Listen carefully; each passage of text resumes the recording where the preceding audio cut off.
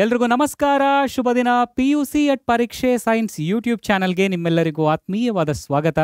ನನ್ನ ಹೆಸರು ಆದರ್ಶ GS, ನಾನು ನಿಮ್ಮ ಬಯಾಲಜಿ ಲೆಕ್ಚರರ್. ಸೊ ಎಲ್ಲರೂ ಹೇಗಿದ್ದೀರಪ್ಪ? ಚೆನ್ನಾಗಿ ತಿನ್ಕೊಂಡು ಉಂಡ್ಕೊಂಡು ಆರಾಮಾಗಿದ್ದೀರಾ ಅಂತ ನಾನು ಭಾವಿಸ್ತಾ ಇದ್ದೀನಿ. ಇವತ್ತು ಏನು ವಿಶೇಷ, ಯಾವ ವಿಷಯದ ಬಗ್ಗೆ ನಾವು ಕಲಿತಾ ಇದ್ದೀವಿ? ಇವತ್ತು ನಾವು ಅದೇ excretory products and their elimination ಚಾಪ್ಟರ್ನ ಬಗ್ಗೆ ಡಿಸ್ಕಸ್ ಮಾಡ್ತಾ ಇದ್ದೀವಿ.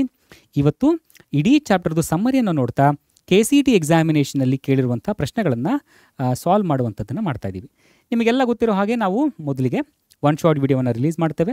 ಒನ್ ಶಾರ್ಟ್ ವಿಡಿಯೋದಲ್ಲಿ ಆ ಇಡೀ ಚಾಪ್ಟರ್ನ ಎಲ್ಲ ಕಾನ್ಸೆಪ್ಟ್ಗಳನ್ನು ವಿವರವಾಗಿ ಹೇಳ್ಕೊಡುವಂಥ ಪ್ರಯತ್ನವನ್ನು ಮಾಡ್ತೇವೆ. ಇದು KCET ವಿಡಿಯೋ ಆಗಿರೋದ್ರಿಂದ ಇಲ್ಲಿ ಆ ಇಡೀ ಚಾಪ್ಟರ್ದು ಸಮ್ಮರಿಯನ್ನು ತಿಳಿಸ್ಕೊಡ್ತೇವೆ. ನಂತರ KCET ಎಕ್ಸಾಮಿನೇಷನಲ್ಲಿ ಕೇಳಿರುವಂಥ ಪ್ರಶ್ನೆಗಳನ್ನು ಸಾಲ್ವ್ ಮಾಡ್ತೇವೆ. ಸರಿನಾ? ರೈಟ್, ಬನ್ನಿ ಇವತ್ತಿನ ಕ್ಲಾಸನ್ನು ಶುರು ಮಾಡಿಬಿಡೋಣ. ಮೊದಲಿಗೆ ನಿಮಗೆಲ್ಲ ಗೊತ್ತಿರೋ ಹಾಗೆ ಸಮ್ಮರಿಯನ್ನು ತಿಳಿಸ್ಕೊಡ್ತೀನಿ. ಸಮ್ಮರಿ ಆದ ನಂತರ KCET ಎಕ್ಸಾಮಿನೇಷನಲ್ಲಿ ಸ್ಪೆಸಿಫಿಕ್ ಆಗಿ ನಾವು 5 ವರ್ಷದ ಹಿಂದಿನ ಪ್ರಶ್ನೆಗಳನ್ನು ಸಾಲ್ವ್ ಮಾಡ್ತಾ ಇದ್ದೀವಿ. 2020ರಿಂದ ಈಚೆಗೆ ಕೇಳಿರುವಂಥ ಪ್ರಶ್ನೆಗಳಲ್ಲಿ ಎಕ್ಸಾಮಿನೇಷನ್ಸ್ಗಳಲ್ಲಿ ಯಾವ ಪ್ರಶ್ನೆಗಳನ್ನು ಕೇಳಿದ್ದಾರೋ ಆ ಪ್ರಶ್ನೆಗಳನ್ನು ಸಾಲ್ವ್ ಮಾಡಿಕೊಡುವಂಥ ಪ್ರಯತ್ನವನ್ನು ಮಾಡ್ತೇವೆ. ಸರಿನಾ? ಸೊ KCET ಎಕ್ಸಾಮಿನೇಷನ್ ವಿಷಯಕ್ಕೆ ಬಂದರೆ ಎಷ್ಟು ಅಂಕಗಳನ್ನು ನೀವು ಈ ಚಾಪ್ಟರ್ನಿಂದ ಎಕ್ಸ್ಪೆಕ್ಟ್ ಮಾಡಬಹುದು?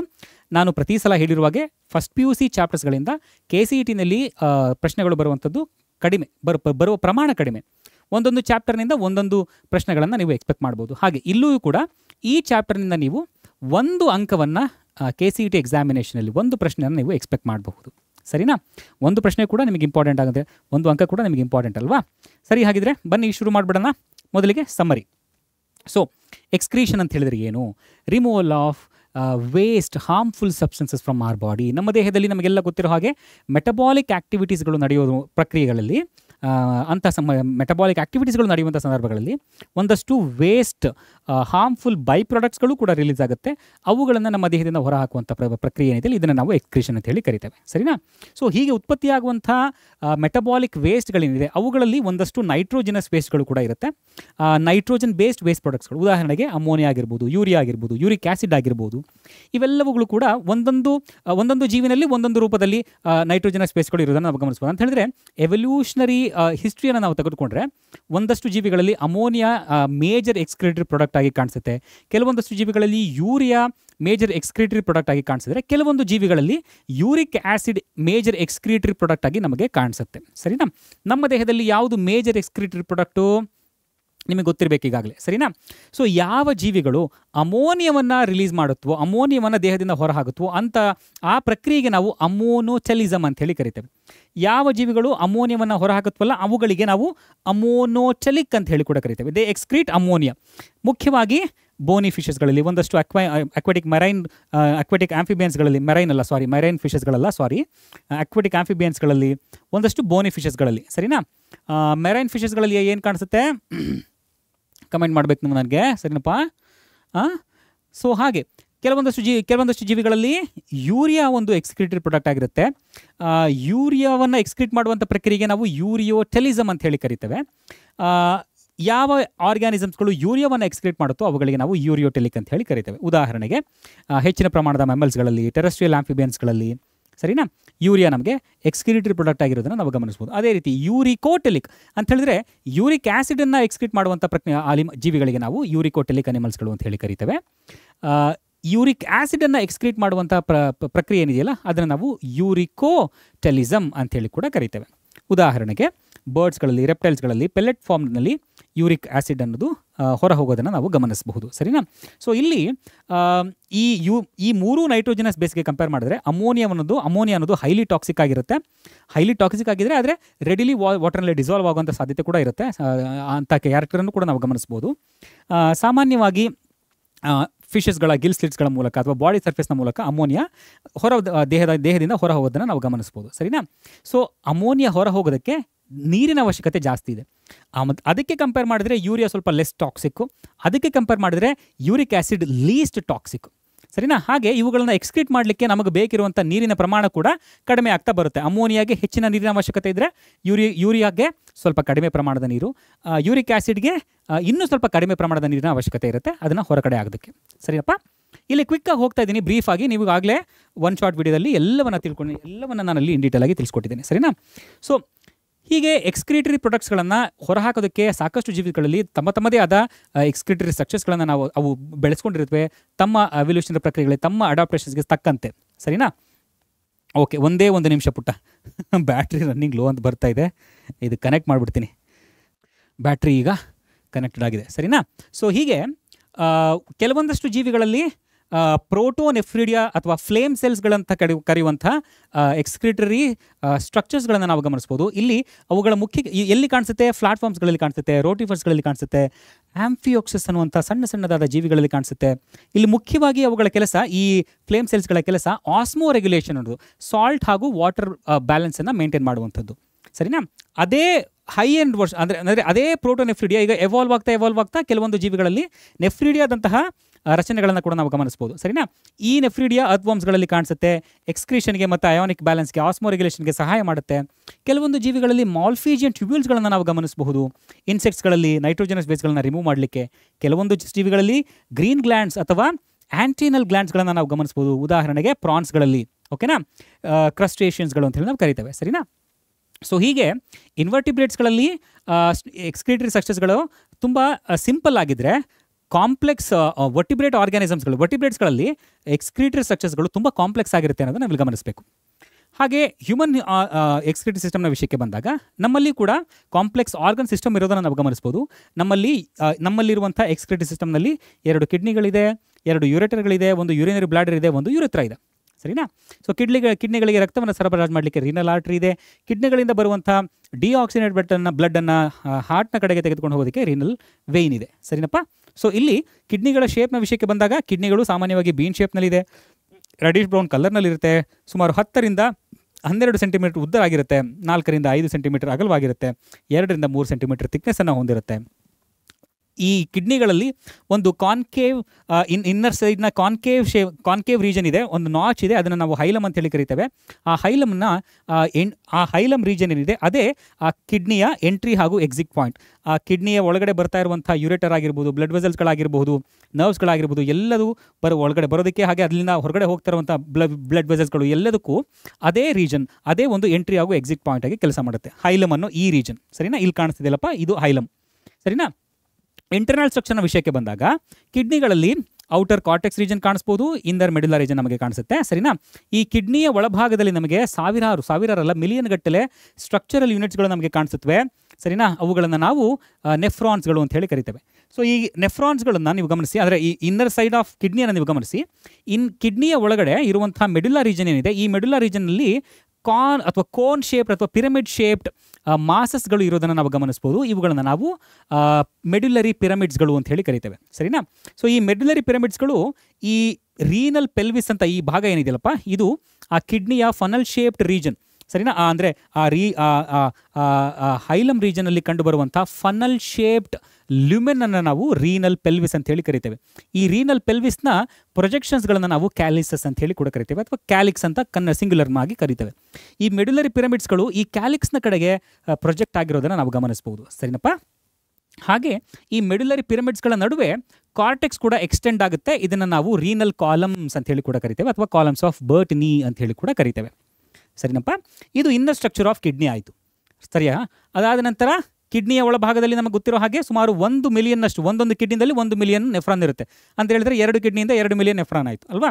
ಈ ನೆಫ್ರಾನ್ಸ್ಗಳೇನಿದೆ ಇವುಗಳನ್ನು ನಾವು structural and functional unit of excretory system ಅಂತ ಹೇಳಿ ಗುರುತಿಸ್ತೇವೆ.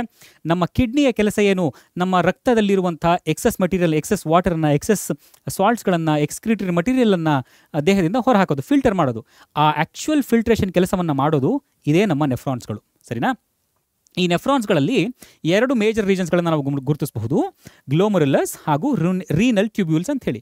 ಗ್ಲೋಮರುಲಸ್ ಅಂತ ಹೇಳಿದ್ರೆ ಈ ನೆಫ್ರಾನ್ನ ಒಳಗಡೆ ಕಾಣಿಸ್ತಾ ಇರುವಂಥ ಈ ಬ್ಲಡ್ ಕ್ಯಾಪಿಲಿಯರ ನೆಟ್ವರ್ಕನ್ನು ನಾವು ಗ್ಲೋಮರುಲಸ್ ಅಂತ ಹೇಳಿ ಕರಿತೇವೆ.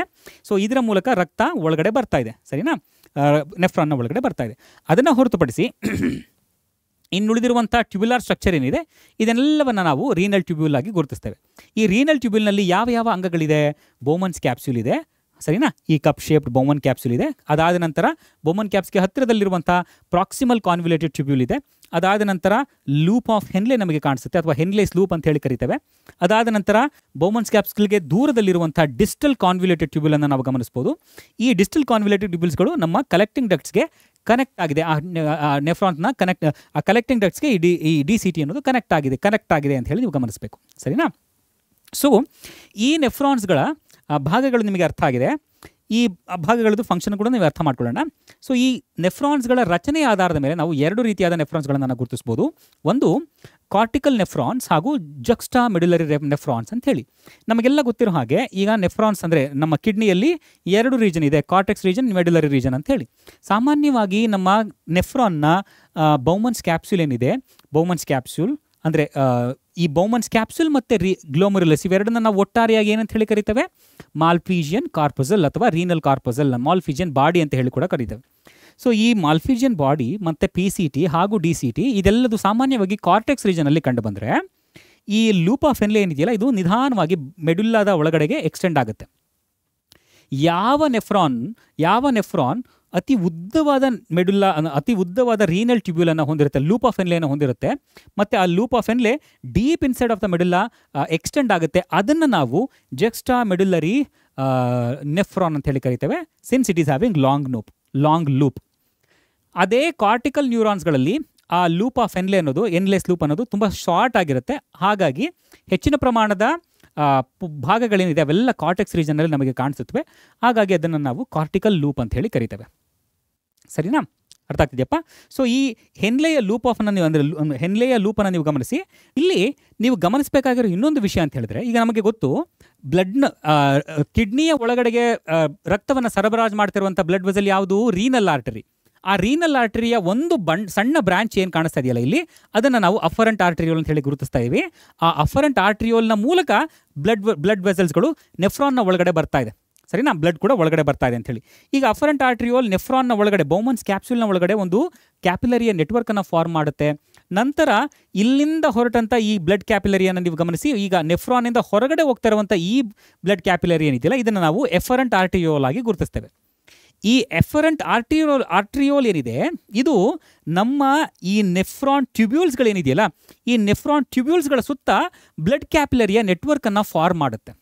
ಸರಿನಾ, ಈ ನೆಟ್ವರ್ಕನ್ನು ನಾವೇನಂತ ಹೇಳಿ ಗುರುತಿಸ್ತೇವೆ, ಪೆರಿಟ್ಯೂಬ್ಯುಲಾರ್ ಕ್ಯಾಪಿಲರೀಸ್ ಅಂತ ಹೇಳಿ ಗುರುತಿಸ್ತೇವೆ. ಸರಿನಾ, ಅಫರೆಂಟ್ ಆರ್ಟರಿಯೋಲ್ ಗ್ಲೋಮರುಲಸನ್ನು ಫಾರ್ಮ್ ಮಾಡುತ್ತೆ. ಈ ಗ್ಲೋಮರುಲಸ್ನಿಂದ ಹೊರಗಡೆ ಹೋಗ್ತಾ ಇರೋದು ಯಾವುದು, ಎಫರೆಂಟ್ ಆರ್ಟರಿಯೋಲ್. ಈ ಎಫರೆಂಟ್ ಆರ್ಟರಿಯೋಲ್ ಏನನ್ನು ಮಾಡುತ್ತೆ, ಆ ನೆಫ್ರಿಕ್ ಟ್ಯೂಬ್ಯುಲಾರ್ ರೀಜನ್ ಏನಿದೆಯಲ್ಲ, ಆ ಟ್ಯೂಬ್ಯುಲಾರ್ ರೀಜನ್ನ ಸುತ್ತ ಬ್ಲಡ್ ಕ್ಯಾಪಿಲರೀಸ್ಗಳ ನೆಟ್ವರ್ಕನ್ನು ಫಾರ್ಮ್ ಮಾಡುತ್ತೆ. ಅದನ್ನು ನಾವು ಪೆರಿಟ್ಯೂಬ್ಯುಲಾರ್ ಕ್ಯಾಪಿಲರೀಸ್ ಅಂತ ಹೇಳಿ ಕರಿತೇವೆ. ಆ ಪೆರಿಟ್ಯೂಬ್ಯುಲಾರ್ ಕ್ಯಾಪಿಲರೀಸ್ನ one of the branch which runs alongside the loop of Henle. ಆ ಹೆನ್ಲೇಸ್ ಲೂಪ್ನ ಪ್ರಾಕ್ಸಿಮಲ್ ಆಗಿ, ಅದಕ್ಕೆ ಕರೆಸ್ಪಾಂಡಿಂಗ್ ಆಗಿ ಒಂದು ಬ್ಲಡ್ ಕ್ಯಾಪಿಲರಿ ಹರಿಯುತ್ತಲ್ಲ, ಅದನ್ನು ನಾವು ವ್ಯಾಸಾ ರೆಕ್ಟಾ ಅಂತ ಹೇಳಿ ಕರಿತೇವೆ. Vasa recta runs parallel to Henle's loop and crucial for counter current ಮೆಕ್ಯಾನಿಸಮ್ನ ಮೂಲಕ ಆಸ್ಮೋಲಾರಿಟಿಯನ್ನು ಉಳಿಸ್ಕೊಳ್ಳೋದಕ್ಕೆ ನಮ್ಮ ಕಿಡ್ನಿಯ ಫಂಕ್ಷನನ್ನು ಎಕ್ಸ್ಪ್ಲೇನ್ ಮಾಡುವಾಗ ನೀವು ಆಸ್ಮೋಲಾರಿಟಿಯ ಬಗ್ಗೆ ಎಕ್ಸ್ಪ್ಲೇನ್ ಮಾಡಿಕೊಡ್ತೇನೆ. ಸರಿನಾ, ಈ ಕೌಂಟರ್ ಕರೆಂಟ್ ಮೆಕ್ಯಾನಿಸಮ್ನ ನಡೆಸಲಿಕ್ಕೆ ಇದೊಂದು ಸಹಾಯಕವಾದ ಒಂದು ಅಡಾಪ್ಟೇಷನ್ ಅಥವಾ ಮಾಡಿಫಿಕೇಶನ್ ಅಂತ ಹೇಳಿ ನೀವು ಭಾವಿಸ್ಬೋದು. ಸರಿನಾ, ಸೊ ಈ ಪೆರಿಟ್ಯೂಬ್ಯುಲಾರ್ ಕ್ಯಾಪಿಲರೀಸ್ಗಳಲ್ಲಿ ಒನ್ ಆಫ್ ದ ಬ್ರಾಂಚ್ ನಮ್ಮ ಲೂಪ್ ಆಫ್ ಹೆನ್ಲೆಗೆ ಪ್ಯಾರಲಲ್ ಆಗಿ ರನ್ ಆಗುವಂಥ ಒನ್ ಆಫ್ ದ ಬ್ಲಡ್ ಕ್ಯಾಪಿಲರಿಯ ನೆಟ್ವರ್ಕ್ಗೆ ನಾವು ಏನಂತ ಹೇಳಿ ಕರಿತೇವೆ, ವ್ಯಾಸಾ ರೆಕ್ಟಾ ಅಂತ ಹೇಳಿ ಕರಿತೇವೆ. ಕೌಂಟರ್ ಕರೆಂಟ್ ಮೆಕ್ಯಾನಿಸಮ್ಗೆ ಸಹಾಯವಾಗುವಂಥ ಒಂದು ಮಾಡಿಫಿಕೇಶನ್ ಇದು. ಸರಿನಾ, ಸೊ ಯೂರಿನ್ ಫಾರ್ಮೇಷನ್ನ ಬಗ್ಗೆ ಹೇಗೆ ತಿಳ್ಕೊಂಬರೋಣ. ಯೂರಿನ್ ಫಾರ್ಮೇಷನಲ್ಲಿ ಒಟ್ಟು 3 ಹಂತಗಳಿದೆ. ಅಲ್ಟ್ರಾ ಫಿಲ್ಟ್ರೇಷನ್ ಅಥವಾ ಗ್ಲೋಮರುಲಾರ್ ಫಿಲ್ಟ್ರೇಷನ್, ನಂತರ ಬರುವಂಥದ್ದು ರೀಅಬ್ಸಾರ್ಪ್ಷನ್, ನಂತರ ಬರುವಂಥದ್ದು ಸೆಕ್ರೀಷನ್. ಇಲ್ಲಿ ಅಲ್ಟ್ರಾ ಫಿಲ್ಟ್ರೇಷನ್ ಅಥವಾ ಗ್ಲೋಮರುಲಾರ್ ಫಿಲ್ಟ್ರೇಷನ್ ಅಂತ ಹೇಳಿದರೆ ಏನು, ನಮಗೆ ಗೊತ್ತಿರೋ ಹಾಗೆ ಈಗ ನಾನು ನೆಫ್ರಾನ್ನ ಡಯಾಗ್ರಾಮನ್ನು ನಿಮಗೆ ತೋರಿಸ್ತಾ ಇಲ್ವಪ್ಪ. ಸಾಮಾನ್ಯವಾಗಿ ಏನಾಗುತ್ತೆ, ರಕ್ತ ನಮ್ಮ ಅಫರೆಂಟ್ ಆರ್ಟರಿಯೋಲ್ನ ಮೂಲಕ ಗ್ಲೋಮರುಲಸ್ನ ಒಳಗಡೆ ಬಂದ ನಂತರ ಈ ಗ್ಲೋಮರುಲಸ್ನಲ್ಲಿ ಹೆಚ್ಚಿನ ಪ್ರಮಾಣದ ಪ್ರೆಷರ್ನೆಲ್ಲ ಕ್ರಿಯೇಟ್ ಆಗುತ್ತೆ. ಕಾರಣ ಇಷ್ಟೇ ನೋಡಿ, ಅಫರೆಂಟ್ ಆರ್ಟರಿಯೋಲ್ನಿಂದ ರಕ್ತ ದೊಡ್ಡದಾದ ಆರ್ಟರೀಸ್ಗಳ ಮೂಲಕ ಬರ್ತಾ ನಿಧಾನವಾಗಿ ತುಂಬ ಸಣ್ಣದಾದ ಕ್ಯಾಪಿಲರೀಸ್ಗಳಾಗಿ ಬದಲಾಗುತ್ತೆ. ಸರಿನಾ, ಆ್ಯಂಡ್ ನಮ್ಮ ರಕ್ತ ಹೇಗೆ ನಮ್ಮ ಹಾರ್ಟ್ನಿಂದ ಪಂಪ್ ಆಗ್ತಾಯಿದೆ ನಿಮಗೆ ಗೊತ್ತು, ಅದು ತುಂಬ ಪ್ರೆಷರ್ನಿಂದ ಪಂಪ್ ಆಗ್ತಾಯಿದೆ. ಆ ಪ್ರೆಷರ್, ಹೈಡ್ರೋಸ್ಟಾಟಿಕ್ ಪ್ರೆಷರ್ ಇರೋದ್ರಿಂದಾನೇ ಇಲ್ಲಿ ಬ್ಲಡ್ ಪ್ರೆಷರ್ ಅನ್ನೋದು ಹೆಚ್ಚಾಗಿರುತ್ತೆ. ಈ ಕಾರಣದಿಂದಾಗಿ ಬ್ಲಡ್ ತುಂಬ ಫೋರ್ಸ್ಫುಲ್ ಆಗಿ ಹರಿಯೋದ್ರಿಂದ ಆ ಬ್ಲಡ್ ಅನ್ನೋದು ಈ ಗ್ಲೋಮರುಲಾರ್ ಸೆಲ್ಸ್ಗಳೇನಿದೆಯಲ್ಲ, ಆ ಸೆಲ್ಸ್ಗಳನ್ನು ದಾಟಿಕೊಂಡು ಮತ್ತು ಈ ಬೌಮನ್ಸ್ ಕ್ಯಾಪ್ಸೂಲ್ನ ಎಪಿಥೀಲಿಯಲ್ ಸೆಲ್ಯುಲಾರ್ ಲೇಯರ್ ಏನಿದೆಯಲ್ಲ, ಇದರ ಮೂಲಕ ಫಿಲ್ಟರ್ ಆಗಿ ಆ ಬ್ಲಡ್ನಲ್ಲಿರುವಂಥ ಎಕ್ಸಸ್ ವಾಟರು, ಆ ಬ್ಲಡ್ ಪ್ಲಾಸ್ಮಾ ಅನ್ನೋದು ನಮ್ಮ ಬ್ಲಡ್ನಿಂದ ಫಿಲ್ಟರ್ ಆಗಿ ಬೌಮನ್ ಕ್ಯಾಪ್ಸುಲ್ನ ಒಳಗಡೆ ಕಲೆಕ್ಟ್ ಆಗ್ತಾ ಇದೆ. ಸರಿನಾ? ಈ ಪ್ರಕ್ರಿಯೆಯಲ್ಲಿ ಒಟ್ಟು ಆ ರಕ್ತ ಫಿಲ್ಟ್ರೇಟ್ ಅನ್ನೋದು ಪ್ಲಾಸ್ಮಾ ಅನ್ನೋದು ಒಟ್ಟು 3 ಲೇಯರ್ಸ್ಗಳ ಮೂಲಕ ಹರಿದು ಫಿಲ್ಟರ್ ಆಗ್ತಾ ಇದೆ. ಯಾವ್ಯಾವುದು? ಒಂದು ಈ ಗ್ಲೋಮುರುಲಾರ್ ಬ್ಲಡ್ ವೆಸಲ್ಸ್ಗಳಿದೆಯಲ್ಲ, ಆ ಕ್ಯಾಪಿಲರೀಸ್ಗಳ ಎಂಡೋಥೀಲಿಯಂ ಸೆಲ್ಸ್ಗಳು, ಅದರದ್ದು ಒಂದು ಲೇಯರ್ ಅದನ್ನು ದಾಟ್ಕೊಳ್ಳುತ್ತೆ. ನಂತರ ಬೌಮನ್ಸ್ ಕ್ಯಾಪ್ಸುಲ್ನ ಎಪಿಥೀಲಿಯಲ್ ಸೆಲ್ಸನ್ನು ದಾಟ್ಕೊಂಡು ಇಲ್ಲಿ ಕಲೆಕ್ಟ್ ಆಗುತ್ತೆ ಅಲ್ವಪ್ಪ. ಬೌಮನ್ಸ್ ಕ್ಯಾಪ್ಸುಲ್ನ ಒಳಗಡೆ ನೆಫ್ರಿಕ್ ಫಿಲ್ಟ್ರೇಟ್ ಅನ್ನೋದು ಕಲೆಕ್ಟ್ ಆಗುತ್ತೆ. ಹಾಗೆ ಇವೆರಡರ ಮಧ್ಯೆ ಬೇಸ್ಮೆಂಟ್ ಮೆಂಬ್ರೇನನ್ನು ಕೂಡ ಆ ಫಿಲ್ಟ್ರೇಟ್ ಪ್ಲಾಸ್ಮಾ ದಾಟ್ಕೊಂಡು ಬರಬೇಕು. ಸೊ ಈ ರೀತಿಯಾಗಿ ಒಟ್ಟು 3 ಲೇಯರ್ಸ್ಗಳನ್ನು ದಾಟ್ಕೊಂಡು ಬ್ಲಡ್ ಫಿಲ್ಟರ್ ಆಗೋದ್ರಿಂದ ನಾವು ಇದನ್ನು ಅಲ್ಟ್ರಾ ಫಿಲ್ಟ್ರೇಷನ್ ಅಂತ ಹೇಳಿ ಕೂಡ ಕರಿತೇವೆ. ಸರಿನಾ? ಸೊ ಇಲ್ಲಿ ಏನಾಗುತ್ತೆ, ಈ ಬ್ಲಡ್ ಅನ್ನೋದು ಈಗ ರಕ್ತ ಗ್ಲೋಮರುಲಸ್ನ ಮೂಲಕ ಹರಿದು ಇಲ್ಲಿ ಫಿಲ್ಟರ್ ಆಗಿ ಬೌಮನ್ಸ್ ಕ್ಯಾಪ್ಸುಲ್ನಲ್ಲಿ ಕಲೆಕ್ಟ್ ಆಗುತ್ತೆ. ಹೀಗೆ ಕಲೆಕ್ಟ್ ಆದಂತಹ ಈ ಫಿಲ್ಟ್ರೇಟನ್ನು ನಾವು ಗ್ಲೋಮರುಲಾರ್ ಫಿಲ್ಟ್ರೇಟ್ ಅಂತ ಹೇಳಿ ಕೂಡ ಕರಿತೇವೆ, ಅಥವಾ ನೆಫ್ರಿಕ್ ಫಿಲ್ಟ್ರೇಟ್ ಅಂತ ಹೇಳಿ ಕೂಡ ಕರಿಬಹುದು. ಸರಿನಪ್ಪ? ಇದು ಮೊದಲನೇ ಸ್ಟೆಪ್. ಇದನ್ನೇ ನಾವು ಅಲ್ಟ್ರಾ ಫಿಲ್ಟ್ರೇಷನ್ ಅಂತ ಹೇಳಿ ಕೂಡ ಕರಿತೇವೆ. ಸಾಮಾನ್ಯವಾಗಿ GFR ಏನಿದೆ, ಅಥವಾ ಗ್ಲೋಮರುಲಾರ್ ಫಿಲ್ಟ್ರೇಟ್ ರೇಟ್, ಗ್ಲೋಮರುಲಾರ್ ಫಿಲ್ಟ್ರೇಷನ್ ರೇಟ್, ಅಥವಾ ನೀವು ತುಂಬ ಸರಳವಾಗಿ ನೆಫ್ರಿಕ್ ಫಿಲ್ಟ್ರೇಟ್ ಅಂತ ಕೂಡ ನೀವು ಜ್ಞಾಪಕ ಇಟ್ಕೊಳ್ಬಹುದು. ಸರಿನಾ? ಗ್ಲೋಮರುಲಾರ್ ಫಿಲ್ಟ್ರೇಟ್ ಏನಿದೆಯಲ್ಲ, ಇದು ಸಾಮಾನ್ಯವಾಗಿ 1 ನಿಮಿಷಕ್ಕೆ 125 ml ನಷ್ಟಿರುತ್ತೆ. ಸೊ ಒಬ್ಬ ಆರೋಗ್ಯವಂತ ವ್ಯಕ್ತಿನಲ್ಲಿ 1 ನಿಮಿಷಕ್ಕೆ ಸರಿಸುಮಾರು 1100ರಿಂದ 1200 ml ರಕ್ತ ಗ್ಲೋಮರುಲಸ್ನ ಒಳಗಡೆ ಹರಿದ್ರೆ ಅದರಲ್ಲಿ ಸುಮಾರು 125 ml ನಷ್ಟು ಗ್ಲೋಮರುಲಾರ್ ಫಿಲ್ಟ್ರೇಟ್ ಅನ್ನೋದು ಜನರೇಟ್ ಆಗುತ್ತೆ. ಅಂದರೆ ಒಂದು ದಿನಕ್ಕೆ ಸುಮಾರು 180 ಲೀಟರ್ನಷ್ಟು ಗ್ಲೋಮರುಲಾರ್ ಫಿಲ್ಟ್ರೇಟ್ ಜನರೇಟ್ ಆಗುತ್ತೆ. ಹೀಗೆ 180 ಲೀಟರ್ ಜನರೇಟರ್ ಆದರೂ ಕೂಡ ಅದರಲ್ಲಿ 99 ಪ್ರಮಾಣ ನಮ್ಮ ದೇಹದ ಒಳಗಡೆಗೆ ರೀಅಬ್ಸಾರ್ಬ್ ಆಗುತ್ತೆ. ಮತ್ತು ಇನ್ನು ಕೇವಲ 1% ಮಾತ್ರ ನಾವು ಯೂರಿನ್ನ ಮೂಲಕ ಹೊರಹಾಕ್ತೇವೆ. ಆ ಕಾರಣಕ್ಕಾಗಿಯೇ ನಮ್ಮ ಯೂರಿನ್ ಅನ್ನೋದು ಹೈಲಿ ಕಾನ್ಸಂಟ್ರೇಟೆಡ್ ಆಗಿರುತ್ತೆ. ಸರಿನಾ? ಸೊ ಈ ಫಿಲ್ಟ್ರೇಟ್ನಲ್ಲಿ ಏನಿರುತ್ತೆ, ಫಿಲ್ಟ್ರೇಟ್ನಲ್ಲಿ ಬ್ಲಡ್ ಪ್ಲಾಸ್ಮಾ ಮೈನಸ್ ಪ್ರೋಟೀನ್ಸ್ಗಳು ತುಂಬ ದೊಡ್ಡದಾಗಿರೋದ್ರಿಂದ ಅವುಗಳು ಈ ಲೇಯರ್ಸ್ಗಳಲ್ಲಿ ಫಿಲ್ಟರ್ ಆಗೋದಕ್ಕೆ ಸಾಧ್ಯ ಇಲ್ಲ. ಪ್ರೋಟೀನ್ಸ್ನ ಹೊರತುಪಡಿಸಿ ವಾಟರು, ಸಾಲ್ಟ್ಸು, ಈಗ ಅಮೈನೋ ಆ್ಯಸಿಡ್ಸು, ಸಿಂಪಲ್ ಶುಗರ್ಸ್ಗಳು, ಗ್ಲೂಕೋಸ್, ಈ ಥರದ್ದೆಲ್ಲ ಫಿಲ್ಟರ್ ಆಗಿ ಬರುತ್ತೆ.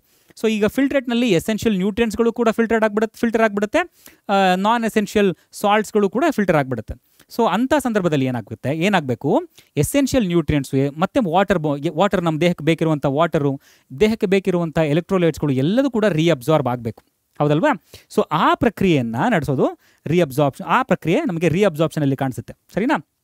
ರೀಅಬ್ಸಾರ್ಪ್ಷನ್ ಪ್ರಕ್ರಿಯೆ ಅನ್ನೋದು ನಮ್ಮ ನೆಫ್ರಿಕ್ ಟ್ಯೂಬ್ಯುಲಾರ್ ಸ್ಟ್ರಕ್ಚರ್ ಏನಿದೆಯಲ್ಲ, ಇದರ ಸಾಕಷ್ಟು ಭಾಗಗಳಲ್ಲಿ ನಡೆಯೋದನ್ನು ನಾವು ಗಮನಿಸ್ಬೋದು. PCTನಲ್ಲಿ, ಲೂಪ್ ಆಫ್ ಎನ್ಲೆನಲ್ಲಿ, ಹಾಗೆ DCTನಲ್ಲಿ ಕೂಡ ನಡೆಯೋದನ್ನು ನಾವು ಗಮನಿಸಬಹುದು. ಸರಿನಾ? ಸೊ ಈ GFRನ ರೇಟ್ ಏನಿದೆ ಇದನ್ನು ರೆಗ್ಯುಲೇಟ್ ಮಾಡಲಿಕ್ಕೆ ಒಂದು ಅಪರೇಟಸನ್ನು ಕೂಡ ನಾವಿಲ್ಲಿ ಗಮನಿಸ್ಬೋದು. JG ಅಪರೇಟಸ್ ಅಂತ ಹೇಳಿ,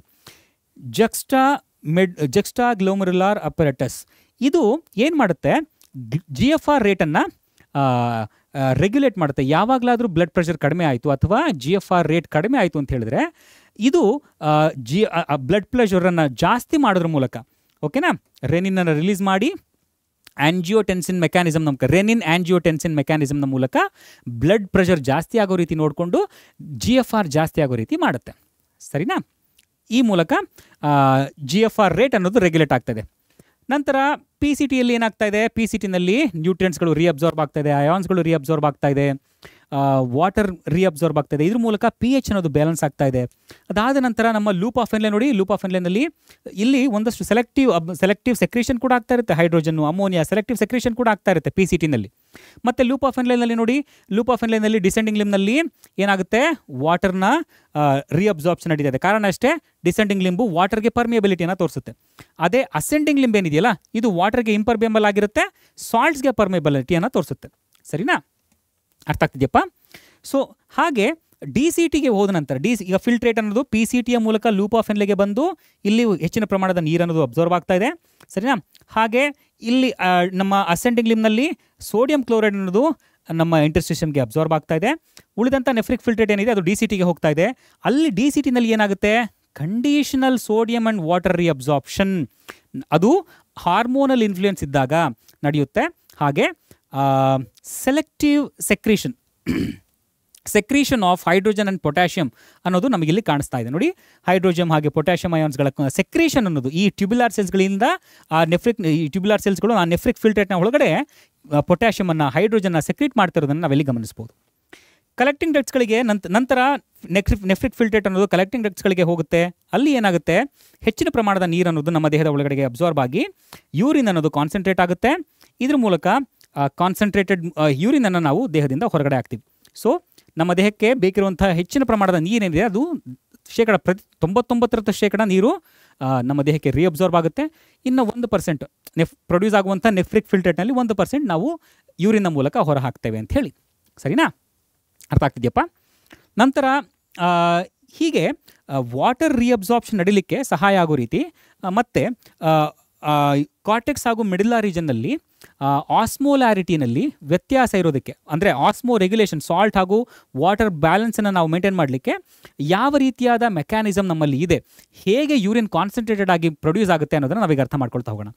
ಇಲ್ಲಿ ನಾನು ಆಗಲೇ ಹೇಳಿದಾಗೆ ನಮ್ಮ ವ್ಯಾಸಾರೆಕ್ಟ ಹಾಗೆ ನೆಫ್ರಾನ್ನ ಲೂಪ್ ಆಫ್ ಎನ್ಲೆ ಇವೆರಡರ ಮಧ್ಯೆ ನಡೆಯುವಂಥ ಈ ಫ್ಲೂಯಿಡ್ ಫ್ಲೋಯಿಂಗ್ ಮೆಕ್ಯಾನಿಸಮ್ ಏನಿದೆಯಲ್ಲ ಅದರಿಂದಾಗಿ ಉಂಟಾಗುವಂಥ ಕೌಂಟರ್ ಕರೆಂಟ್ ಫ್ಲೋನಿಂದಾಗಿ ಆಸ್ಮೋಲಾರಿಟಿ ಅನ್ನೋದು ಇಲ್ಲಿ ರೆಗ್ಯುಲೇಟ್ ಆಗ್ತಾ ಇದೆ. ಆ ಕಾರಣದಿಂದಾಗಿ ಇನ್ನರ್ ಮೆಡುಲ್ಲಾ ರೀಜನ್ ಏನಿದೆಯಲ್ಲ, ಇನ್ನರ್ ಮೆಡುಲ್ಲಾ ರೀಜನ್ನಲ್ಲಿ ಹೈ ಆಸ್ಮೋಲಾರಿಟಿ ಅಥವಾ ಹೈ ಸಾಲ್ಟ್ ಕಾನ್ಸಂಟ್ರೇಷನ್ ಅನ್ನೋದು ನಮಗೆ ಕಾಣಿಸಿದ್ರೆ, ಕಾರ್ಟೆಕ್ಸ್ ರೀಜನ್ನಲ್ಲಿ ಲೆಸ್ ಸಾಲ್ಟ್ ಕಾನ್ಸಂಟ್ರೇಷನ್ ಅಥವಾ ಲೆಸ್ ಆಸ್ಮೋಲಾರಿಟಿ ಇರೋದನ್ನು ನಾವು ಗಮನಿಸಬಹುದು. ಸಾಮಾನ್ಯವಾಗಿ ನೋಡಿ, ಈ ಮೆಕ್ಯಾನಿಸಮ್ನ ನಾವು ಕೌಂಟರ್ ಕರೆಂಟ್ ಮೆಕ್ಯಾನಿಸಮ್ ಅಂತ ಹೇಳಿ ಕರಿತೀವಲ್ಲ, ಇದರಲ್ಲಿ ಹೆನ್ಲೆಸ್ ಲೂಪ್ ಹಾಗೂ ನಮ್ಮ ವ್ಯಾಸಾರೆಕ್ಟ ತುಂಬ ಇಂಪಾರ್ಟೆಂಟ್ ರೋಲನ್ನು ಪ್ಲೇ ಮಾಡುತ್ತವೆ. This creates osmotic gradient. ಮೇಲ್ಗಡೆ ಭಾಗದಲ್ಲಿ ಕಾರ್ಟೆಕ್ಸ್ ರೀಜನ್ನಲ್ಲಿ 300 ಮಿಲಿ ಆಸ್ಮಾಲ್ ಪರ್ ಲೀಟರ್ ಆಸ್ಮೋಲಾರಿಟಿ ಇದ್ದರೆ, ನಾನು ಒಂದು ಶಾರ್ಟ್ ವಿಡಿಯೋದಲ್ಲಿ ತುಂಬ ಡೀಟೇಲ್ ಆಗಿ ನಿನಗೆ ಎಕ್ಸ್ಪ್ಲೇನ್ ಮಾಡಿದ್ದೀನಿ ಪುಟ್ಟ, ದಯವಿಟ್ಟು ಅದನ್ನು ನೋಡು, ನಿನಗೆ ಈಸಿಯಾಗಿ ಅರ್ಥ ಆಗುತ್ತೆ. ಇಲ್ಲಿ ನಿನಗೆ ಸ್ವಲ್ಪ ಕನ್ಫ್ಯೂಸ್ ಆಗ್ಬೋದು.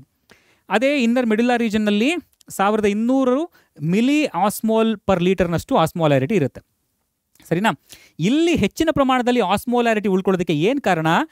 NaCl ಹಾಗೂ ಯೂರಿಯಾ. ಸರಿನಾ, ಸೊ ಈ ಯೂರಿಯಾ ಹಾಗೆ NaClನ ಅಕ್ಯುಮುಲೇಷನಿಂದಾಗಿ ಇಲ್ಲಿ ಆಸ್ಮೋಲಾರಿಟಿ ಜಾಸ್ತಿ ಆಗಿರುತ್ತೆ. ಇದೇ ಕಾರಣಕ್ಕೆ ಕಲೆಕ್ಟಿಂಗ್ ಡಕ್ಟ್ಸ್ನಲ್ಲಿ ಏನಾಗುತ್ತೆ, ಇಲ್ಲಿ ಈಗ ಇಂಟರ್ಸ್ಟಿಷಿಯಂ, ಇದು ಇನ್ನರ್ ಮೆಡ್ಯುಲ್ಲಾದ ಇಂಟರ್ಸ್ಟಿಷಿಯಂ ರೀಜನ್ ಅಂತ ಅಂದ್ಕೊಳ್ಳಿಪ್ಪ, ಇಲ್ಲಿ ಹೆಚ್ಚಿನ ಪ್ರಮಾಣದಲ್ಲಿ ಸಾಲ್ಟ್ ಕಾನ್ಸಂಟ್ರೇಷನ್ ಇದೆ, ಕಡಿಮೆ ವಾಟರ್ ಇದೆ.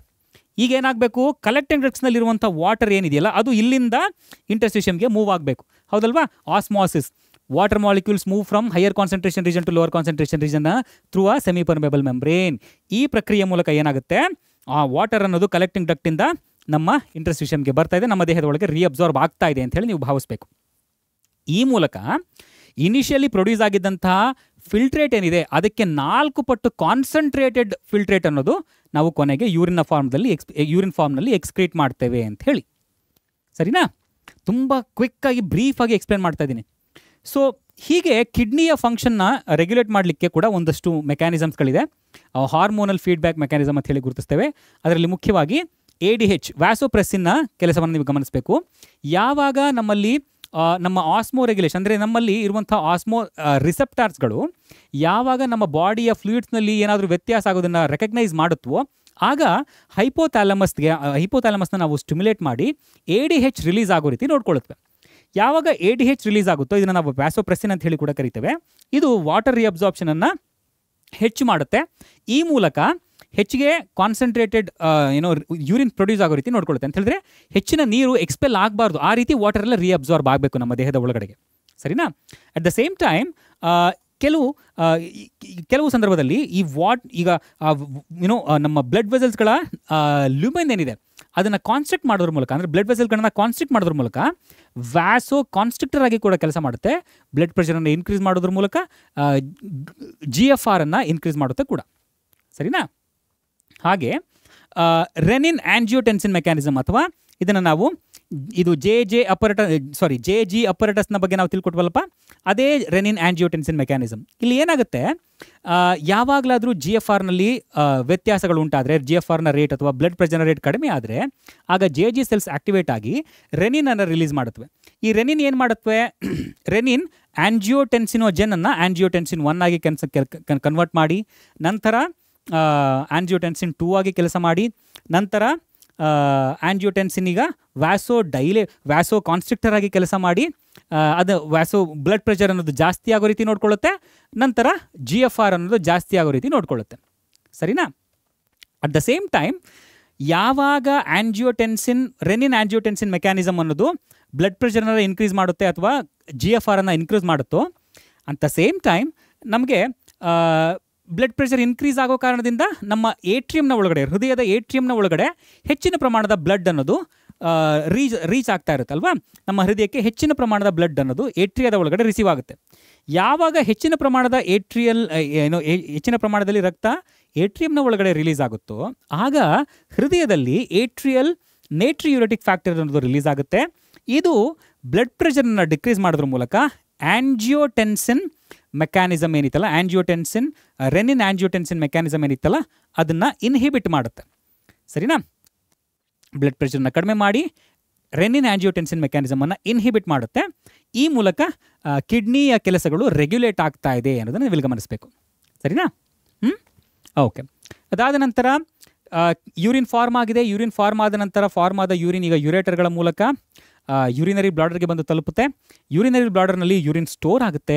ಯಾವಾಗ ಯೂರಿನ್ ಸ್ಟೋರ್ ಎಷ್ಟು ಅಗೇನ್ ನಿಮಗೆ ಒಂದು ಪ್ರಶ್ನೆ, ನಾವು ಎಷ್ಟು ಅಮೌಂಟ್ ಆಫ್ ಯೂರಿನನ್ನು ನಾವು ಯೂರಿನ್ ಬ್ಲಾಡರ್ನಲ್ಲಿ ಸ್ಟೋರ್ ಮಾಡ್ಕೊಳ್ಬಹುದು? ಕಮೆಂಟ್ ಮಾಡಿ ನೋಡೋಣ. ಯಾವಾಗ ಯೂರಿನರಿ ಬ್ಲಾಡರ್ನಲ್ಲಿ ಸ್ಟೋರ್ ಆಗುತ್ತೆ ಆಗ ಯೂರಿನರಿ ಬ್ಲಾಡರ್ನ ಸ್ಮೂತ್ ಮಸಲ್ಸ್ಗಳು, ಯೂರಿನರಿ ಬ್ಲಾಡರ್ ಎಕ್ಸ್ಪ್ಯಾಂಡ್ ಆಗ್ತಾ ಬರುತ್ತೆ. ಯಾವಾಗ ಯೂರಿನರಿ ಬ್ಲಾಡರ್ ಎಕ್ಸ್ಪ್ಯಾಂಡ್ ಆಗುತ್ತೋ ಆ ಸ್ಟ್ರೆಚ್ ಸೆನ್ಸ್ ರಿಸೆಪ್ಟಾರ್ಸ್ಗಳೇನಿದೆಯಲ್ಲ ಅದು ಬ್ರೈನ್ಗೆ ಸಿಗ್ನಲ್ಸ್ಗಳನ್ನು ಕಳಿಸುತ್ತೆ. ಸ್ಟ್ರೆಚ್ ರಿಸೆಪ್ಟಾರ್ಸ್ಗಳು ಬ್ರೈನ್ಗೆ ಸಿಗ್ನಲ್ಸ್ಗಳನ್ನು, ಸೆಂಟ್ರಲ್ ನರ್ವಸ್ ಸಿಸ್ಟಮ್ಗೆ ಸಿಗ್ನಲ್ಗಳನ್ನು ಕಳಿಸಿ, ಸಿಗ್ನಲನ್ನು ಬ್ರೈನ್ ಇಂಟರ್ಪ್ರೆಟ್ ಮಾಡಿ, ಓಕೆ ಈಗ ಯೂರಿನರಿ ಬ್ಲಾಡರ್ ಅನ್ನೋದು ಎಕ್ಸ್ಪ್ಯಾಂಡ್ ಆಗಿದೆ, ನಾವು ಯೂರಿನನ್ನು ದೇಹದಿಂದ ಹೊರ ಹಾಕಬೇಕು ಅಂತ ಹೇಳಿ ಆ ಯೂರಿನರಿ ಬ್ಲಾಡರ್ನ ಸ್ಮೂತ್ ಮಸಲ್ಸ್ಗಳು ಕಾಂಟ್ರಾಕ್ಟ್ ಆಗೋ ರೀತಿ ಮೆಸೇಜನ್ನು ಕಳಿಸುತ್ತವೆ. ಅಟ್ ದ ಸೇಮ್ ಟೈಮ್ ಆ ಯೂರಿನರಿ ಬ್ಲಾಡರ್ನ ತುದಿಯಲ್ಲಿರುವಂಥ ನಮ್ಮ ಸ್ಪಿಂಕ್ಟರ್ ಮಸಲ್, ಯುರೆತ್ರಾದ ಓಪನಿಂಗ್ ಹಾಗೆ ಕ್ಲೋಸಿಂಗನ್ನು ರೆಗ್ಯುಲೇಟ್ ಮಾಡುವಂಥ ಸ್ಪಿಂಕ್ಟರ್ ಮಸಲನ್ನು ರಿಲ್ಯಾಕ್ಸ್ ಮಾಡುತ್ತೆ. ಓಕೆನಾ? ಈ ಮೂಲಕ ಯೂರಿನ್ ಅನ್ನೋದು ರಿಲೀಸ್ ಆಗುತ್ತೆ. ಸರಿನಾ? ಯಾವಾಗ ಸ್ಪಿಂಕ್ಟರ್ ಮಸಲ್ ಓಪನ್ ಆಗುತ್ತೆ, ರಿಲ್ಯಾಕ್ಸ್ ಆಗುತ್ತೆ, ಆವಾಗ ಯೂರಿನ್ ರಿಲೀಸ್ ಆಗುತ್ತೆ. ಈ ಯೂರಿನ್ ರಿಲೀಸ್ ಆಗುವಂಥ ಪ್ರಕ್ರಿಯೆನ ನಾವು ಯೂರಿನೇಷನ್ ಅಥವಾ ಮಿಕ್ಚುರೇಷನ್ ಅಂತ ಹೇಳಿ ಕೂಡ ಕರಿತೇವೆ. ಸರಿನಾ? ಸೊ ಈ ಮೆಕ್ಯಾನಿಸಮ್ ಏನಿದೆಯಲ್ಲ ಇದು ಮಿಕ್ಚುರೇಷನ್ ರಿಫ್ಲೆಕ್ಸ್ ಮೆಕ್ಯಾನಿಸಮ್. ಸರಿನಾ? ರಿಫ್ಲೆಕ್ಸ್ ಮೆಕ್ಯಾನಿಸಮ್, ಇಲ್ಲಿ ಕೆಲಸ ಮಾಡ್ತಿರುವಂಥ ರಿಫ್ಲೆಕ್ಸ್ ಮೆಕ್ಯಾನಿಸಮ್ ಯಾವುದು? ಮಿಕ್ಚುರೇಷನ್ ರಿಫ್ಲೆಕ್ಸ್ ಮೆಕ್ಯಾನಿಸಮ್. ಓಕೆನಾ? ಕೆಲವು ಸಂದರ್ಭಗಳಲ್ಲಿ ನಾವು ಇದನ್ನು ಒಂದು ಹಂತಕ್ಕೆ ಕಂಟ್ರೋಲ್ ಮಾಡಬಹುದು ಕೂಡ. ಅರ್ಥ ಆಗ್ತಿದೆಯಪ್ಪ? ರೈಟ್. ಸೊ ಇನ್ನುಳಿದಂತೆ ಎಕ್ಸ್ಕ್ರೀಷನನ್ನು ನಾವು ದೇಹದ ಬೇರೆ ಯಾವ ಭಾಗಗಳಿಂದ ನಡೆಸ್ತೇವೆ? ಲಂಗ್ಸ್ನ ಮೂಲಕ ಕಾರ್ಬನ್ ಡೈಆಕ್ಸೈಡನ್ನು ಹೊರಹಾಕ್ತೇವೆ, ವಾಟರ್ ವೇಪರನ್ನು ಹೊರಹಾಕ್ತೇವೆ, ಹಾಗೆ ಲಿವರ್ನ ಮೂಲಕ ಬೈಲ್ ಪಿಗ್ಮೆಂಟ್, ಕೊಲೆಸ್ಟ್ರಾಲ್ ಮತ್ತು ಉಳಿದಂಥ ಡ್ರಗ್ಸ್ಗಳನ್ನು ಹೊರಹಾಕ್ತೇವೆ. ಇದೆಲ್ಲ ನಮ್ಮ ಅನ್ಡೈಜೆಸ್ಟ್ ಫುಡ್ನ ಮೂಲಕ ಸೇರಿಕೊಂಡು ಅನ್ಡೈಜೆಸ್ಟೆಡ್ ಫುಡ್ನ ನಾವು ಲಾರ್ಜ್ ಇಂಟೆಸ್ಟೈನ್ ಮೂಲಕ ಎಜೆಷನ್ನ ಮೂಲಕ ನಾವು ಹೊರ ಹಾಕ್ತೇವಲ್ವಾ, ಆ ಪ್ರಕ್ರಿಯೆಯಲ್ಲಿ ಇವೆಲ್ಲ ಹೋಗ್ತದೆ. ಇನ್ನುಳಿದಂತೆ ಸ್ಕಿನ್ನ ಮೂಲಕ, ನಮ್ಮ ಸ್ವೆಟ್ನ ಮೂಲಕ, ನಮ್ಮ ಸಾಕಷ್ಟು ನೈಟ್ರೋಜನಸ್ ಬೇಸ್ಗಳು, ಯೂರಿಯಾ ಒಂದಷ್ಟು ಪ್ರಮಾಣದಲ್ಲಿ, ಹೆಚ್ಚಿನ ಪ್ರಮಾಣದಲ್ಲಿ ಸೋಡಿಯಂ ಕ್ಲೋರೈಡು ಮತ್ತು ಒಂದಷ್ಟು ಲ್ಯಾಕ್ಟಿಕ್ ಆ್ಯಸಿಡ್, ಇವೆಲ್ಲವನ್ನು ನಾವು ಎಕ್ಸ್ಕ್ರೀಟ್ ಮಾಡ್ತೇವೆ. ಆಯಿಲ್ಸು, ವ್ಯಾಕ್ಸಸ್, ಇದೆಲ್ಲ ನಮ್ಮ ದೇಹದಲ್ಲಿ ಉತ್ಪತ್ತಿ ಆಗುವಂಥ ಆಯಿಲ್, ಸೀಬಮ್ ಏನಿದೆ, ಇದರ ಮೂಲಕ ಒಂದಷ್ಟು ಪ್ರಮಾಣದಲ್ಲಿ ಎಕ್ಸ್ಕ್ರೀಟರಿ ಮೆಟೀರಿಯಲ್ಸ್ಗಳು ಹೊರಗಡೆ ಹೋಗ್ತಾ ಇದೆ. ಸೊ ಹಾಗಾಗಿ ಚರ್ಮದ ಮೂಲಕ ನಾವು ಎಕ್ಸ್ಕ್ರೀಷನನ್ನು ಕೂಡ ಒಂದು ಹಂತಕ್ಕೆ ನಡೆಸ್ತಾ ಇದ್ದೇವೆ. ನಂತರ ಇಲ್ಲಿ ಸಲೈವದ ಮೂಲಕ ಟ್ರೇಸಸ್ ಆಫ್ ನೈಟ್ರೋಜನಸ್ ಬೇಸಸ್ಗಳು ಹೊರಗಡೆ ಹೋಗ್ತಾ ಇದೆ, ತುಂಬ ಕಡಿಮೆ ಅಮೌಂಟ್ನಲ್ಲಿ. ಸರಿನಾ? ಬಟ್ ಮುಖ್ಯವಾಗಿ ನಮ್ಮ urinary system, lungs, liver, skin ಅಂತ ಹೇಳಿದರೆ ಲಿವರ್ನ ನಾವೀಗ ನಮ್ಮ ಡೈಜೆಸ್ಟಿವ್ ಸಿಸ್ಟಮ್ನಲ್ಲಿ ಕೂಡ ಇನ್ಕ್ಲೂಡ್ ಮಾಡ್ಕೊಳ್ಬಹುದು ಅಲ್ವಪ್ಪ. ಇದನ್ನು ಹೊರತುಪಡಿಸಿ ಡಿಸಾರ್ಡರ್ಸ್ ಆಫ್ ಎಕ್ಸ್ಕ್ರೀಟರಿ ಸಿಸ್ಟಮ್, ನಮ್ಮ ಎಕ್ಸ್ಕ್ರೀಟರಿ ಸಿಸ್ಟಮ್ಗೆ ಸಂಬಂಧಪಟ್ಟಂಥ ಡಿಸಾರ್ಡರ್ಸ್ಗಳು ಯಾವ್ಯಾವುದು ಅಂತ ನೋಡಿದ್ರೆ, uraemia, accumulation of urea in the blood. Urea accumulate ಆಗುವಂಥ ಈ ಕಂಡೀಷನ್ ಏನಿದೆ ಇದು ಹೈಲಿ ಟಾಕ್ಸಿಕ್ ಕಂಡೀಷನ್. ಸರಿನಾ? ಇದಕ್ಕೆ ಡಯಾಲಿಸಿಸ್ನ ಮಾಡಬೇಕಾಗುತ್ತೆ. ಕೆಲವು ಸಂದರ್ಭಗಳಲ್ಲಿ ರೀನಲ್ ಫೇಲ್ಯೂರ್ ಆಗುವಂಥ ಸಾಧ್ಯತೆಗಳು ಕೂಡ ಇರುತ್ತೆ. ಯಾವಾಗ ರೀನಲ್ ಫೇಲ್ಯೂರ್ ಆಗುತ್ತೋ ಆಗ ಸಾಮಾನ್ಯವಾಗಿ ನಾವು ಡಯಾಲಿಸಿಸ್ ಪ್ರಕ್ರಿಯೆಗೆ ಮೊರೆ ಹೋಗ್ತೇವೆ.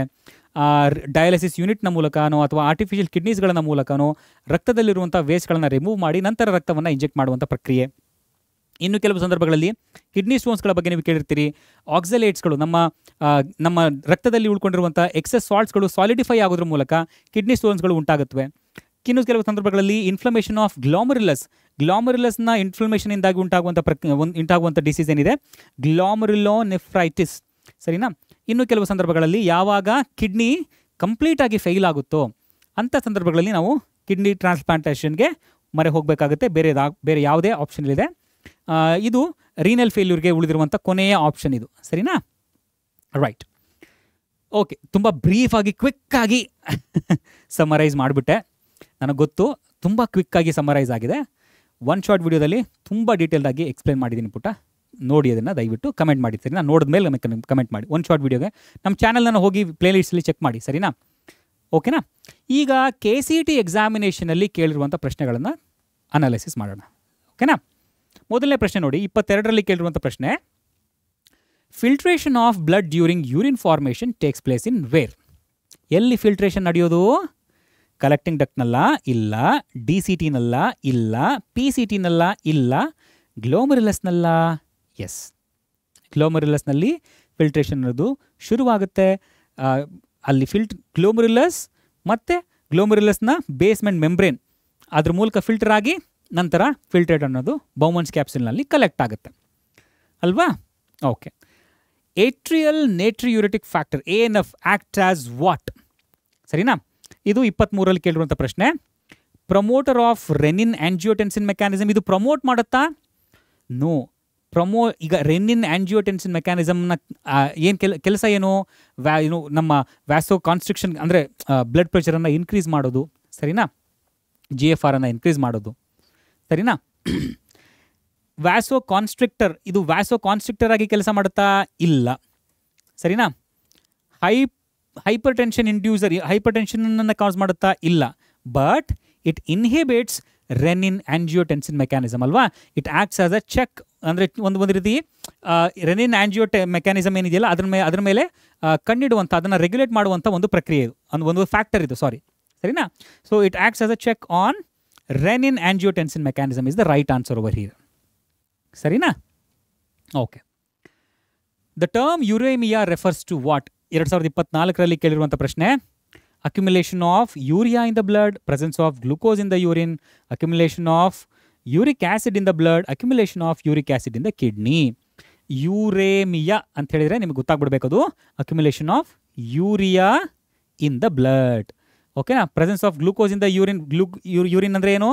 ಇದು ಡಯಾಬಿಟಿಸ್ ಸರಿನಾ. ಕೆಲವು ರೀನಲ್ ಕಂಡೀಷನ್ಸ್ಗಳಲ್ಲಿ ನೀವು ಕೆಲವೊಮ್ಮೆ ಎಕ್ಸೆಸ್ ಗ್ಲೂಕೋಸ್ ಕೂಡ ನಮಗೆ ಕಾಣಿಸ್ಬೋದು, ಅದನ್ನು ಡಯಾಬಿಟಿಸ್ ಅಂತ ಹೇಳಿ ನಾವು ಕರಿತೇವೆ. Accumulation of uric acid, not uric acid, urea. Accumulation of uric acid in the kidney, no ಸರಿನಾ. Right.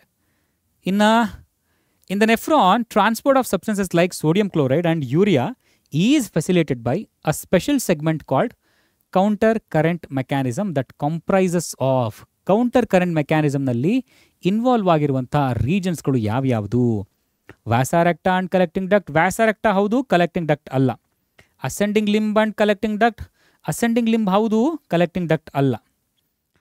ಹೆನ್ಲೇಸ್ loop and vasa recta, yes, Henle's loop and vasa recta. Henle's loop and glomerulus, no ಸರಿನಾ. Okay. ತುಂಬ ಕ್ವಿಕ್ಕಾಗಿ ಬ್ರೀಫಾಗಿ ನಾನು summarise ಮಾಡಿದ್ದೀನಿ. ಹಾಗೆ ತುಂಬ ಕ್ವಿಕ್ಕಾಗಿ ನಿಮ್ಮ ಎಕ್ಸಾಮಿನೇಷನಲ್ಲಿ ಕೇಳಿರುವಂಥ ಪ್ರಶ್ನೆಗಳನ್ನು ಕೂಡ ಸಾಲ್ವ್ ಮಾಡಿದ್ದೀನಿ. ಐ ಹೋಪ್ ನಿಮಗೆ ಈ ಸೆಷನ್ ಯೂಸ್ಫುಲ್ ಆಗಿದೆ ಅಂತೇಳಿ ನಾನು ಭಾವಿಸ್ತಾ ಇದ್ದೀನಿ ಸರಿನಾ. ಒಮ್ಮೆ ಸಮಯ ಸಿಕ್ಕಾಗೆಲ್ಲ ನೀವು ಒನ್ ಶಾರ್ಟ್ ವಿಡಿಯೋವನ್ನು ನೋಡಿ ತುಂಬ ಡೀಟೇಲ್ಡ್ ಅನಾಲಿಸಿಸನ್ನು ನಾನು ಮಾಡಿಕೊಟ್ಟಿದ್ದೀನಿ. ನಿಮಗೆ ಎಲ್ಲ ಕಾನ್ಸೆಪ್ಟ್ಗಳಲ್ಲಿ ತುಂಬ ವಿವರವಾಗಿ ಅರ್ಥ ಆಗುತ್ತೆ ಅಂತ ನಾನು ಭಾವಿಸ್ತೀನಿ ಸರಿನಾ. ಐ ಹೋಪ್ ಇವತ್ತಿನ ಈ ಕ್ಲಾಸ್ ನಿಮಗೆ ಯೂಸ್ಫುಲ್ ಆಗಿದೆ ಅಂತ ಹೇಳಿ ಭಾವಿಸ್ತಾ, ಮುಂದಿನ ವಿಡಿಯೋದಲ್ಲಿ ಮತ್ತೊಂದಷ್ಟು ಹೊಸ ವಿಷಯಗಳೊಂದಿಗೆ ಮತ್ತೊಂದಷ್ಟು ಹೊಸ ವಿಚಾರಗಳನ್ನು ನಿಮಗೆ ತಿಳಿಸ್ಕೊಡೋದಕ್ಕೆ ಬರ್ತೇನೆ. ಅಲ್ಲಿವರೆಗೂ ನೀವೇನು ಮಾಡ್ತಾ ಇರಬೇಕು? ಚೆನ್ನಾಗಿ ತಿನ್ಕೊಂಡು ಉಂಡ್ಕೊಂಡು ಆರಾಮಾಗಿರಬೇಕು, ಚೆನ್ನಾಗಿ ಆಟ ಆಡ್ತಿರ್ಬೇಕು, ಚೆನ್ನಾಗಿ ಊಟ ಮಾಡಬೇಕು, ಚೆನ್ನಾಗಿ ನಿದ್ದೆ ಮಾಡಬೇಕು, ಚೆನ್ನಾಗಿ ಪಾಠ ಕೇಳಬೇಕು, ಕಾಲೇಜ್ ಹೋಗೋದನ್ನು ಮರಿಬಾರ್ದು ಸರಿನಾ. ಸಮಯ ಸಿಕ್ಕಾಗೆಲ್ಲ ನಮ್ಮ ವೀಡಿಯೋಸ್ಗಳನ್ನು ನೋಡ್ತಾ ಇರಿ, ಕಮೆಂಟ್ ಮಾಡ್ತಾ ಇರಿ, ನಿಮ್ಮ ಸ್ನೇಹಿತರಿಗೆ ಶೇರ್ ಮಾಡಿ, ಪರೀಕ್ಷೆ ಆ್ಯಪನ್ನು ಡೌನ್ಲೋಡ್ ಮಾಡ್ಕೊಳ್ಳಿ. ಎಲ್ಲ ಸ್ಟಡಿ ಮೆಟೀರಿಯಲ್ನ ನೀವಲ್ಲಿ ಪಡ್ಕೊಳ್ಬಹುದು ಸರಿನಾ. ಓಕೆನಾ. ಟೇಕ್ ಕೇರ್, ಬಾಯ್.